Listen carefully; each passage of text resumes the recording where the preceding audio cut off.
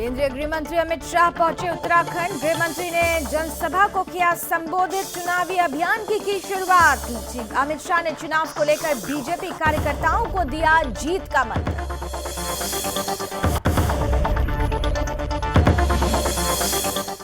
चमोली में मुख्यमंत्री महिला सहायता समूह सशक्तिकरण योजना के अंतर्गत कार्यक्रम आयोजित। कार्यक्रम में स्वयं सहायता समूहों को आर्थिक सहायता का बांटा गया चेक। स्थानीय विधायक ने 12 स्वयं सहायता क्लस्टर को बांटा 60 लाख का चेक। काठगोदाम थाना क्षेत्र में एक युवती की हत्या से फैली सनसनी। सौतेले पिता ने की बेटी की हत्या। पुलिस ने किया मामला दर्ज। आरोपियों की तलाश जारी।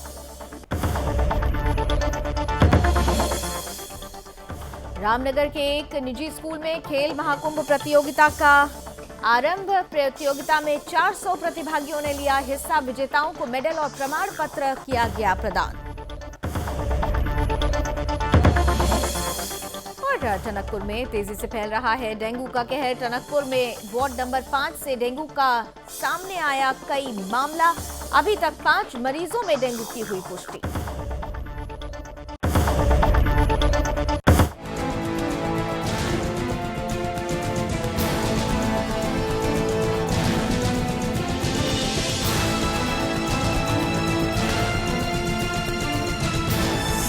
आप देख रहे हैं सुदर्शन न्यूज। नमस्कार, उत्तराखंड विशेष देख रहे हैं आप। आपके साथ मैं हूं लावनी विनीत। बुलेटिन की शुरुआत करते हैं। उत्तर प्रदेश के साथ ही साथ उत्तराखंड में भी विधानसभा चुनाव होने हैं। चुनावों के दहलीज पर पहुंच चुका है उत्तराखंड और इसी बीच उत्तराखंड में भाजपा के चुनावी अभियान की शुरुआत करने के लिए केंद्रीय गृह मंत्री अमित शाह देहरादून पहुंचे हुए हैं। वहां वो एक जनसभा को संबोधित कर चुके हैं। उन्होंने चुनावी शंखनाद भी कर दिया है। इसी जनसभा में संबोधन के दौरान जनसभा को संबोधित करते हुए अमित शाह ने बीजेपी कार्यकर्ताओं को जीत का मंत्र दिया। साथ ही गृह मंत्री ने कहा कि 2022 विधानसभा चुनावों में बीजेपी की पूर्ण बहुमत की सरकार बनेगी।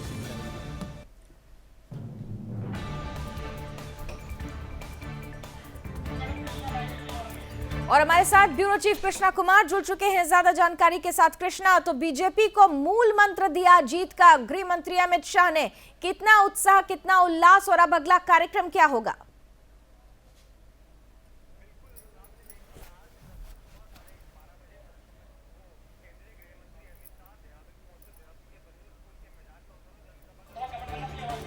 कृष्णा, आपकी आवाज हम तक नहीं पहुंच पा रही है। दोबारा हम आपके पास आने की कोशिश करते हैं। तो इतना तो तय है कि भाजपा जिस तरीके से लगातार उत्तराखंड में काम के जरिए लोगों के दिल में अपनी जगह बनाने की कोशिश कर रही है, उसका दम भरते हुए गृह मंत्री अमित शाह भी यहां नजर आए। इसके पहले आपको याद होगा कि गृह मंत्री ने आपदा प्रभावित क्षेत्रों का भी दौरा किया था और उसी वक्त उन्होंने कह दिया था कि उत्तराखंड के लोगों के जीवन को उच्चतम स्तर तक पहुंचाना, उनके साथ जुड़े रहना, लगातार उनके विकास के लिए काम करना, ये भाजपा का एकमात्र लक्ष्य है। और इसी लक्ष्य को जीत की कड़ी में बदलने के लिए आज उत्तराखंड के दौरे पर जब देहरादून पहुंचते हैं गृह मंत्री, तो उन्होंने जो मूल मंत्र दिया उसका बड़ा असर 2022 विधानसभा चुनावों में देखने को मिल सकता है।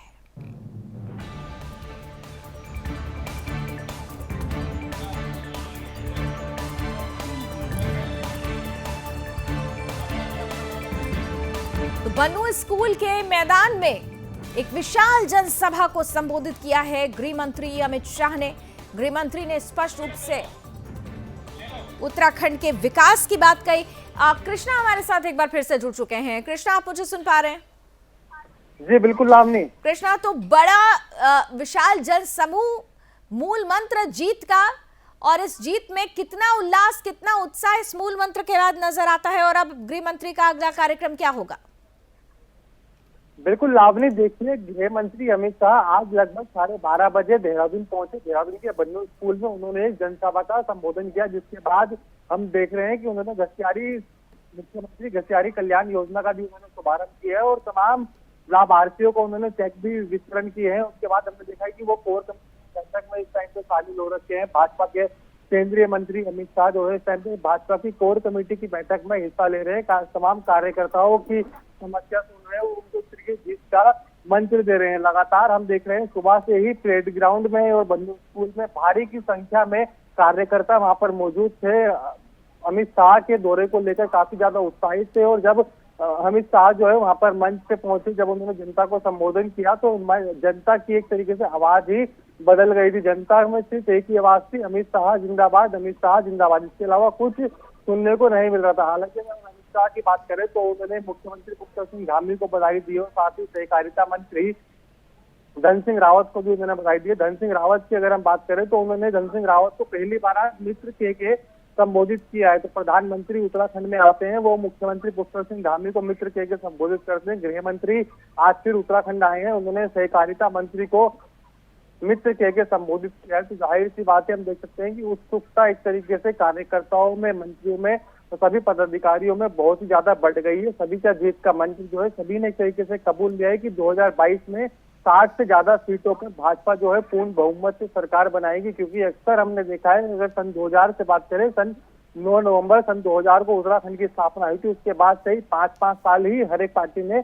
उत्तराखंड में राज किया, चाहे वो भाजपा की बात करें, हम कांग्रेस की बात करें। जनता ने किसी भी 5 साल से ज्यादा विश्वास नहीं जताया। लेकिन अब जनता का मूड भी लग रहा है कि बीजेपी को इस बार सत्ता में दोबारा रिपीट करने के लिए, क्योंकि इसी कवायद में जुड़े हुए हैं बीजेपी के केंद्रीय मंत्री अमित शाह। आज उत्तराखंड में उन्होंने तरीके चुनावी सनसनाहट की शुरुआत कर दी है। अब देखना होगा कि आने वाले दिनों में कौन कौन से केंद्रीय मंत्री उत्तराखंड आते हैं, कौन कौन से बीजेपी के केंद्रीय पदाधिकारी उत्तराखंड आते हैं और कैसे जीत का मंत्र उत्तराखंड के भाजपा कार्यकर्ताओं को देते हैं और आम जनता को देते हैं। किस तरीके से बीजेपी एक तरीके से जनता को दोबारा अपनी तरफ खींच पाएगी, ये एक बड़ा सवाल है लावनी। एक सवाल ये भी है कृष्णा कि जब गृह मंत्री, केंद्रीय मंत्री जब उत्तर प्रदेश पहुंचे तो उन्होंने योगी आदित्यनाथ का नाम का जिक्र कर दिया, स्पष्ट कर दिया कि उत्तर प्रदेश में मुख्यमंत्री योगी आदित्यनाथ ही होंगे। लेकिन उत्तराखंड में ऐसी कोई भी बात नहीं हुई। तो क्या चेहरे को लेकर यहाँ पर किसी तरह की सरगर्मी? नहीं, बिल्कुल नहीं लावनी। देखिए, अभी कुछ टाइम पहले ही भाजपा के केंद्रीय नेतृत्व में अनाउंस कर दिया था कि उत्तराखंड में विधानसभा चुनाव जो है युवा मुख्यमंत्री पुष्कर सिंह धामी के नेतृत्व में ही लड़ा जाएगा। जिसके बाद से भाजपा कार्यकर्ताओं में एक अलग ही उल्लास है, क्योंकि उत्तराखंड को पहली बार सबसे कम उम्र का मुख्यमंत्री मिला है और वो लगातार जनता का सीएम बनने के बाद जनता के बीच मौजूद है। चाहे किसी भी दिन की बात करें, कोई भी दुर्घटना अगर राज्य में हुई है, चाहे आपदा की बात करें, चाहे हम चारधाम की बात करें, तो हर एक जगह पर मुख्यमंत्री पहुंच रहे हैं। आपदा उत्तराखंड में आई है तो लगातार मुख्यमंत्री 3 से 4 दिन जो है वो जनता के बीच बने रहे। उसके बाद वो केदारनाथ पहुंचे, बद्रीनाथ पहुंचे, वहां पे उन्होंने तमाम अधिकारियों से बात करी, देवस्थान बोर्ड के सदस्यों से बात करी, स्थानीय अधिकारियों से उन्होंने बात करी और इसके अलावा वहाँ पे आम जनता जो मौजूद थी उनके साथ बाहर से आए हुए श्रद्धालुओं से भी मुख्यमंत्री ने बातचीत करी और उनसे यात्रा के बारे में तमाम योजनाएं पूछी है कि किस तरीके से इसको और अच्छा कर सकते हैं और जो अभी व्यवस्थाएं चल रही हैं उससे आप जनता के दिलों में अपनत्व के जरिए, अपनेपन के जरिए दिलों में जगह बनाने की कोशिश भी की गई है मुख्यमंत्री पुष्कर सिंह धामी की तरफ से। और यही वजह रही कि गृह मंत्री ने, केंद्रीय मंत्री ने भी अपने वक्तव्य में उनके नाम का, उनके कामों की सराहना भी की। इन सब के बीच अगला कार्यक्रम जरा जल्दी से बता दीजिए कृष्णा, गृह मंत्री का क्या होने वाला है? क्योंकि हरिद्वार अब पहुंचेंगे और ये कहा जा रहा है कि संतों के साथ, साधु संतों के साथ एक बड़ी बैठक है। क्या एजेंडा हो सकता है, क्या मुद्दा हो सकता है अगले कार्यक्रम में? बिल्कुल, देखिए लावनी, फिलहाल मैं आपको बताऊं तो भाजपा अभी केंद्रीय मंत्री अमित शाह जो है भाजपा की कोर कमेटी में मौजूद है। कोर कमेटी की बैठक में वो उन्होंने शिरकत करी और वहाँ पे तमाम पदाधिकारियों से बातचीत कर रहे हैं। जिसके बाद हम देख सकते हैं अब से कुछ देर में अमित शाह जो है वो हरिद्वार के लिए रवाना होंगे। हरिद्वार के वो रायवाला एयरपोर्ट पर वहाँ पे उतरेंगे। उसके बाद हम देख सकते हैं कि वो हरिहर आश्रम में जाएंगे। उसके बाद शांति कुंज में जो कार्यक्रम है वहाँ पर वो शिरकत करेंगे। हरिहर आश्रम में वो स्वामी अवधेशानंद जी से मुलाकात करेंगे। उसके बाद ही शांति कुंज आश्रम में जाएंगे। लामनी, चलिए, बहुत बहुत धन्यवाद कृष्णा हमारे साथ जुड़ने के लिए। तो आप नजर बनाकर रखिएगा, एक तरफ देहरादून का दौरा और फिर अब हरिद्वार पहुंचेंगे केंद्रीय गृह मंत्री अमित शाह। देहरादून में उन्होंने कार्यकर्ताओं को, बीजेपी नेताओं को जीत का मूल मंत्र दिया है और हरिद्वार पहुंचकर वो साधु संतों का आशीर्वाद लेंगे।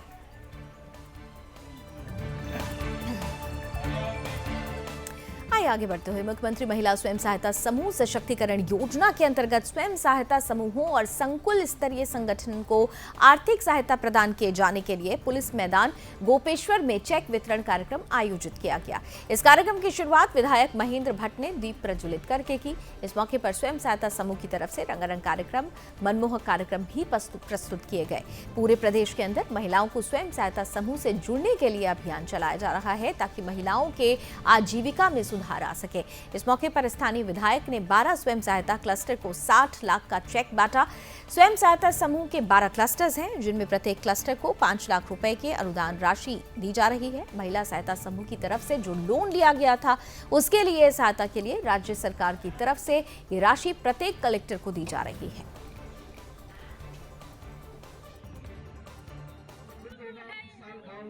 यहाँ पे सम्मान समारोह है। आज हमारे मॉडल क्लस्टर जो क्लस्टर है उसको 5 लाख का चेक मिलने वाला है।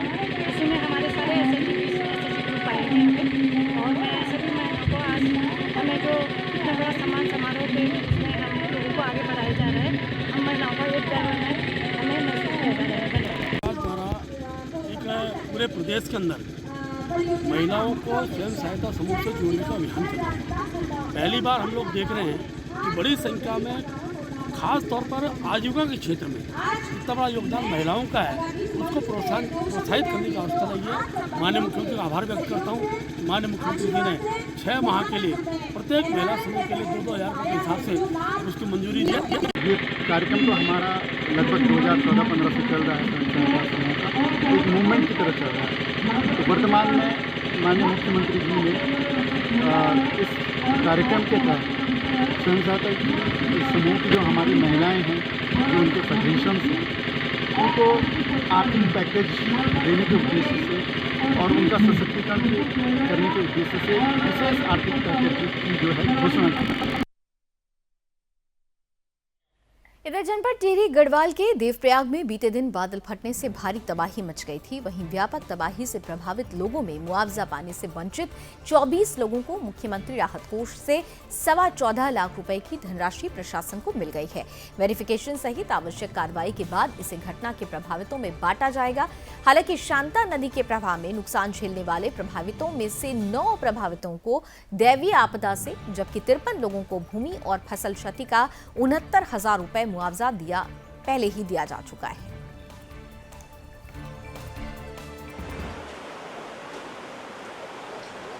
विगत मानसून में 11 मई 2021 को जो बादल फटा था देवप्रयाग में ग्राम बाट मरोड़ा में, उसमें प्रशासन की ओर से 3800 रुपये 8 लोगों को दिए गए थे और एक व्यक्ति को आंशिक क्षति में 5200 रुपये दिए गए थे। कृषि भूमि फसल क्षति हेतु 53 लोगों को 69,000 दिया गया था। इसके अतिरिक्त माननीय मुख्यमंत्री विवेकाधीन कोष से 14,25,000 रुपये का चेक प्राप्त हुआ है, जो कि 24 लोगों को वितरित किया जाना है, जिसके लिए कार्रवाई चल रही है देवप्रयाग तहसील से। इधर काठगोदाम थाना क्षेत्र में एक युवती की हत्या से सनसनी मच गई। मामला काठगोदाम कॉल टैक्स इलाके का है। जानकारी के अनुसार मृतक के पिता और भाई ने अचानक सौतेली बेटी और दामाद पर हमला कर दिया। बेटी की मौके पर मौत हो गई, जबकि दामाद गंभीर रूप से घायल हो गया, जिनको इलाज के लिए अस्पताल में भर्ती कराया गया है। बताया जा रहा है कि आरोपी पिता सौतेली बेटी की मनमर्जी से की गई शादी से नाराज था, जिसके चलते ऐसी वारदात को अंजाम दिया गया। मामले की सूचना मिलते ही काठगोदाम पुलिस, एसएसपी नैनीताल और एसपी सिटी समेत पुलिस टीम मौके पर पहुंची। पुलिस ने शव को कब्जे में लेकर पोस्टमार्टम के लिए भेज दिया है। फिलहाल आरोपियों की तलाश की जा रही है। थाना काठगोदाम क्षेत्रांतर्गत आज एक महिला की हत्या की गई है और इसमें एफएसएल की टीम भी मौके पे पहुंच गई है। फोटोग्राफी, वीडियोग्राफी वगैरह सब इसमें हम लोग कार्रवाई कर रहे हैं।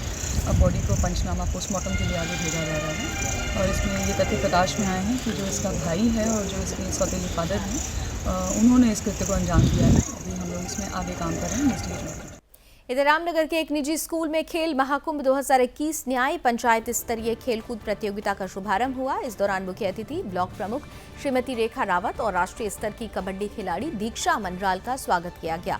प्रतियोगिता के पहले दिन लगभग 400 प्रतिभागियों ने खो खो, कबड्डी, वॉलीबॉल और एथलेटिक्स के कई प्रतियोगिताओं में अपना पंजीकरण करवाया। संकुल के विभिन्न अनुभवी व्यायाम शिक्षकों की तरफ से प्रतियोगिताएं कराई गई। साथ ही विजेताओं को ब्लॉक प्रमुख की तरफ से मेडल और प्रमाण पत्र प्रदान किए गए। कार्यक्रम का संचालन उमेश लाल और जीतपाल सिंह की तरफ से किया गया।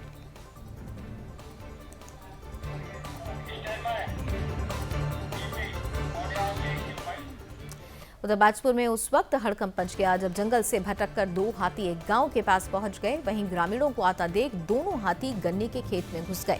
इसके बाद ग्रामीणों ने मामले की सूचना तत्काल वन विभाग की टीम को दी।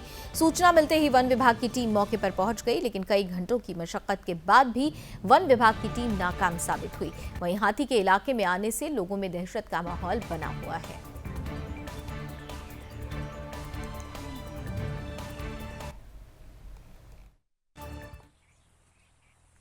ये जंगल से हाथी इधर रात शायद गांव में निकले आए, तो अब जो है क्या कहते हैं स्टाफ लगाया है, इसको भगाने की कोशिश की जा रही है दोबारा, ताकि फिर अपने घर वापस जंगल में चले जाएं।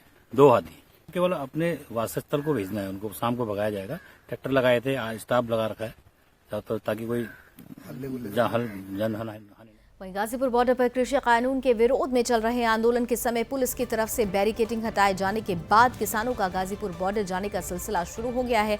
और इसी कड़ी में बाजपुर में किसान नेता और गाजीपुर बॉर्डर पर संयुक्त किसान मोर्चा के प्रवक्ता जगतार सिंह बाजवा ने अपने आवास पर प्रेस वार्ता आयोजित की। इस दौरान उन्होंने कहा कि किसान शुरू से दिल्ली जाने की बात कर रहे हैं, लेकिन सरकार ने किसानों को दिल्ली जाने से रोकने के लिए बैरिकेडिंग लगा रखी थी। साथ ही उन्होंने कहा कि संयुक्त किसान मोर्चा की कॉल के बाद किसान दिल्ली के लिए रवाना होंगे।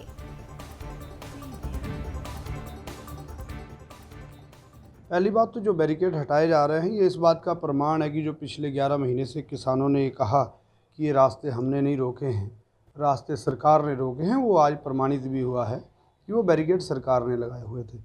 और पिछले 11 महीने से हमें सड़कों पर रोका हुआ है किसानों मजदूरों को, वहाँ पर आज बैरिकेड हटा रहे हैं और अब आगे की रणनीति संयुक्त मोर्चा तय कर रहा है और जल्दी कोई कॉल दी जाएगी।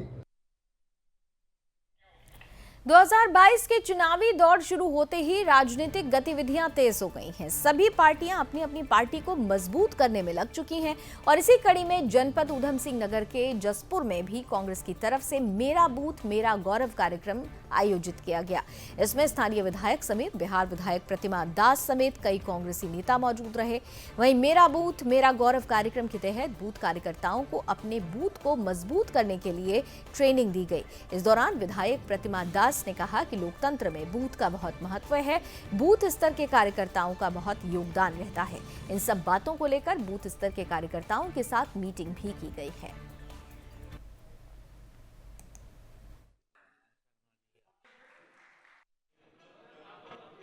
मेरा गौरव, क्योंकि आप सब जानते हैं कि लोकतंत्र में वोट का बहुत बड़ा महत्व है और वोट दिलाने में, वोट बूथ तक पहुंचाने में जो बूथ के हमारे बूथ स्तर के हमारे वर्कर होते हैं, कार्यकर्ता होते हैं, उनकी बहुत बड़ी भूमिका होती है। उनके साथ हमारी आज मीटिंग है। उनको हमारे यहाँ के स्थानीय विधायक आदेश सिंह जी चौहान, एक हमारे जो विधायक जी हैं वो भी हैं और उनके नेतृत्व में कार्यक्रम रखा गया है।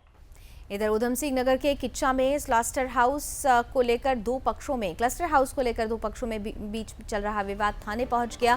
किच्चा थाने में दोनों पक्षों के प्रशासनिक अधिकारियों की मौजूदगी में बैठक की गई। बैठक में मांस कारोबारी अजीम अहमद ने आरोप लगाते हुए कहा कि कुछ लोगों की तरफ से गोवंशीय पशुओं की हत्या कर अपने घरों से ही सस्ते दामों पर मांस बेचने का कारोबार किया जा रहा है, जिससे लाइसेंसधारी मांस कारोबारियों को खासा नुकसान उठाना पड़ रहा है। मांस कारोबारी अजीम अहमद ने अवैध मांस विक्रेताओं के खिलाफ कानूनी कार्रवाई किए जाने की मांग उठाई है। वहीं इस मामले में प्रशासन की तरफ से अवैध कार्य करने वाले लोगों के खिलाफ कड़ी कार्रवाई की चेतावनी दी गई है।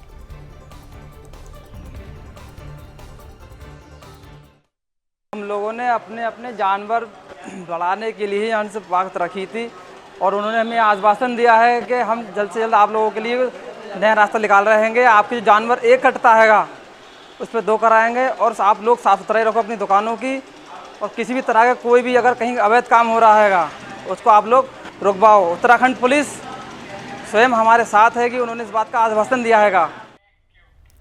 मसूरी की बात कर लेते हैं, जहां कांग्रेस पार्टी की तरफ से आयोजित दीपावली स्नेह मिलन के कार्यक्रम में कुछ कांग्रेसी कार्यकर्ताओं की तरफ से कांग्रेस नेता मेघ सिंह कंडारी को मंच नहीं दिए जाने को लेकर विरोध किया गया। इस मौके पर कांग्रेस कार्यकर्ताओं में भारी आक्रोश देखने को मिला। वहीं मंच का संचालन कर रहे पूर्व नगर पालिका अध्यक्ष और प्रदेश कांग्रेस महामंत्री मनमोहन सिंह मल्ल की तरफ से कांग्रेस नेता मेघ सिंह कंडारी को तवज्जो नहीं देने पर कांग्रेस कार्यकर्ताओं ने जमकर हंगामा किया। इस दौरान कांग्रेस कार्यकर्ताओं ने कांग्रेस अध्यक्ष गौरव अग्रवाल के खिलाफ जमकर नारेबाजी की। उन्होंने कहा कि कांग्रेस अध्यक्ष गौरव अग्रवाल मसूरी में लगातार गुटबाजी कर रहे हैं, जिसका जीता जागता नमूना मसूरी में आयोजित कांग्रेस के दीपावली स्नेह मिलन में देखने को मिला है। इस बीच कांग्रेस के प्रदेश महामंत्री मनमोहन सिंह मल्ल और कांग्रेस नेता मेघ सिंह कंडारी के बीच माइक लेने को लेकर भी झड़प हुई। वहीं कांग्रेस कार्यकर्ताओं के बीच विवाद को बढ़ता देखते हुए पूर्व सीएम हरीश रावत को हस्तक्षेप करना पड़ा। सभी को शांत रहने की उन्होंने नसीहत दी। उन्होंने कहा कि मसूरी में भव्य कार्यक्रम आयोजित किया गया, लेकिन कुछ कांग्रेसी कार्यकर्ताओं के मतभेद के कारण विवाद हुआ है।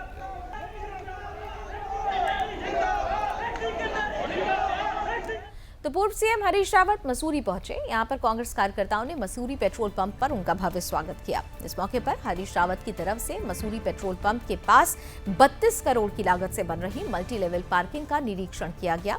हरीश रावत के कार्यकाल के दौरान पार्किंग का शिलान्यास भी किया गया था, जिसका कांग्रेस पूर्व सीएम ने जायजा लिया। पार्किंग के निरीक्षण के दौरान हरीश रावत ने पार्किंग के निर्माण में सुस्त गति चलने को लेकर खेद व्यक्त किया। इस दौरान पूर्व सीएम हरीश रावत ने बीजेपी पर निशाना साधा।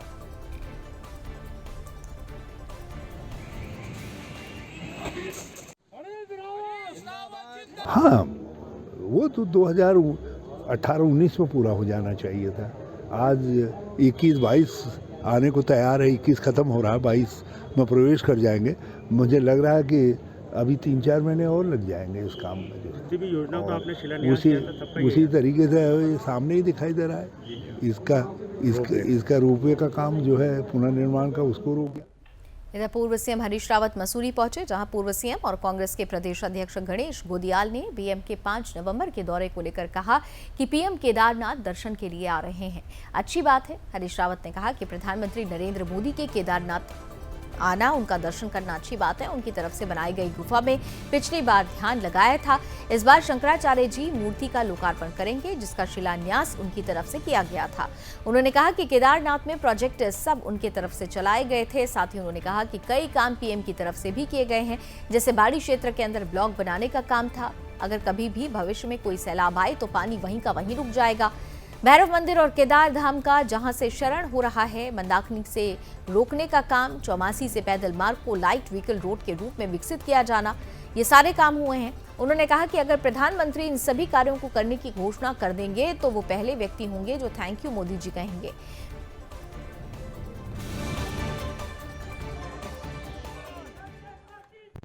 कांग्रेस जनों ने, ठीक है, माननीय प्रधानमंत्री जी आ रहे हैं, दर्शन करने आ रहे हैं, अच्छी बात है।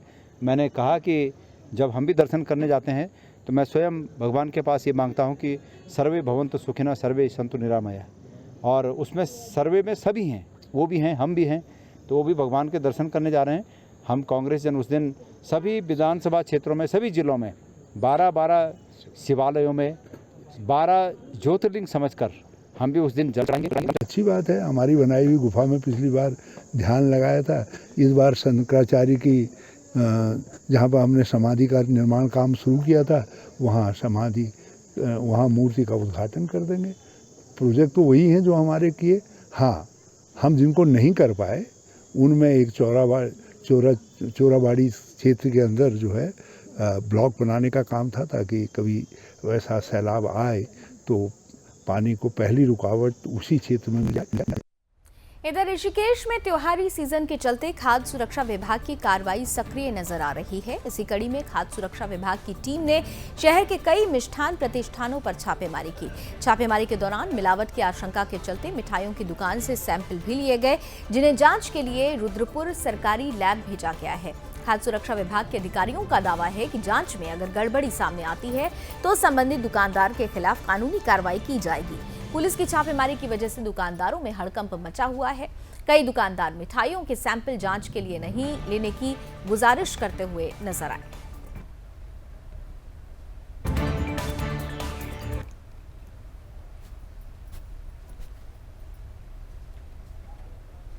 दीपावली के त्यौहार के मद्देनज़र छापेमारी की जा रही है और अभी तक करीब 4-5 दुकानों का हमने मिठाई की दुकानों का इंस्पेक्शन किया है और 3 नमूने अभी तक ले लिए हैं। एक पेठा का और एक गजक का, और यहाँ से स्वामी डेयरी से लड्डू का सैंपल लिया गया और आगे भी अभी हम चेकिंग अभियान आज जारी रखेंगे। बीजेपी, कांग्रेस और आप पार्टी के साथ साथ अब उत्तराखंड की क्षेत्रीय पार्टी भी उत्तराखंड क्रांति दल आगामी विधानसभा चुनाव 2022 की तैयारी में जुट चुकी है। इसी कड़ी में आगामी विधानसभा चुनाव 2022 की तैयारियों को लेकर विधानसभा ऋषिकेश में उत्तराखंड क्रांति दल ने जनसभा का आयोजन किया। कार्यक्रम में सैकड़ों की तादाद में क्षेत्र की जनता पहुंची। वहीं कार्यक्रम में पार्टी के केंद्रीय अध्यक्ष काशी सिंह एरी और संरक्षक त्रिवेंद्र पवार सहित पार्टी के तमाम नेतागण पहुंचे।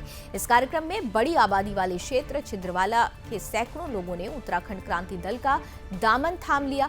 बीजेपी और आरएसएस से ताल्लुक रखने वाले पूर्व प्रधान मोहन सिंह असवाल ने भी यूकेडी का दामन थामा है, जिससे साफ नजर आ रहा है कि प्रदेश की क्षेत्रीय पार्टी यूकेडी अपना वर्चस्व बढ़ाने में विशेष जोर दे रही है।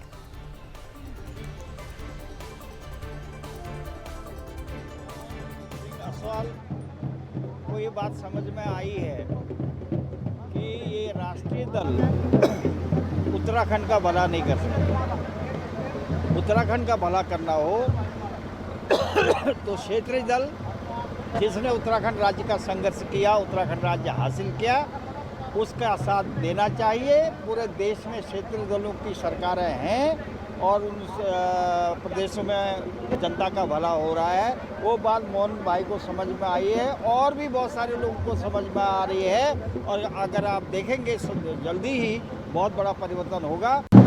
अभी मैं पार्टी से आज मैं पहली बार जुड़ा हूँ, तो मैं अभी नया हूँ। तो जिस प्रकार के पार्टी के आदेश होंगे, पार्टी के रीति नीति होंगे, उसके आधार पर जो है काम को आगे बढ़ाया जाए। कम से कम सैकड़ों आदमी ने 100 प्लस लोगों ने जो है आज उत्तराखंड क्रांति दल की सदस्य लिए। खांड गाँव से लोगों ने सदस्यता लिए, खैरी से लिए, साहबनगर से लिए, जोगीवाला माफी से लिए, छिदरवाला से लोगों ने सदस्यता लिए, IDP से लोग आए। विभिन्न मतलब हमारे विधानसभा क्षेत्र के विभिन्न जो ग्राम सभाएँ हैं और शहरी क्षेत्र सभी लोग जो है सबने अपनी उपस्थिति सदस्यता ग्रहण करने में दी है। इधर रुद्रपुर के डीडी चौक के पास लंबे समय से अतिक्रमण कर दुकानें संचालित कर रहे अतिक्रमण के खिलाफ जिला प्रशासन और नगर निगम की टीम की तरफ से कार्रवाई की गई। सड़क किनारे अतिक्रमण कर दुकानों का संचालन कर रहे दुकानों को पुलिस टीम की तरफ से ध्वस्तीकरण किया गया। इस दौरान प्रशासन की तरफ से की जा रही कार्रवाई का दुकानदारों ने विरोध करते हुए जमकर हंगामा काटा। इस बीच पुलिस प्रशासन और दुकानदारों के बीच जमकर धक्का मुक्की भी हुई। मौके पर पहुंचे विधायक राजकुमार ठुकराल और जिलाध्यक्ष शिव अरोड़ा ने प्रशासनिक अधिकारियों से बातचीत कर दीपावली के बाद अतिक्रमण हटाने का आश्वासन दिया है। गौरतलब है कि नगर निगम रुद्रपुर की तरफ से सभी दुकानदारों को 3 बार नोटिस जारी कर अतिक्रमण हटाने के निर्देश दिए गए थे, जिसे आज पुलिस टीम की तरफ से डीडी चौक के पास कुछ अतिक्रमण को ध्वस्त कर दिया गया। बाद में जनप्रतिनिधियों के आश्वासन के बाद सभी दुकानदारों के आग्रह पर दीपावली के बाद अतिक्रमण हटाने की बात पर टीम को वापस कर दिया गया।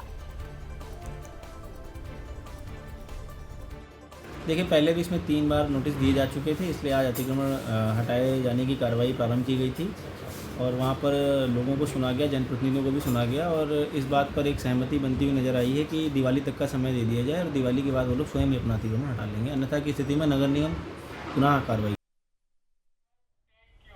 और चलिए इसी के साथ उत्तराखंड विशेष में अभी बस इतना ही, लेकिन देश और दुनिया की तमाम खबरों के लिए आप जुड़े रहिए सुदर्शन न्यूज के साथ। जय हिंद।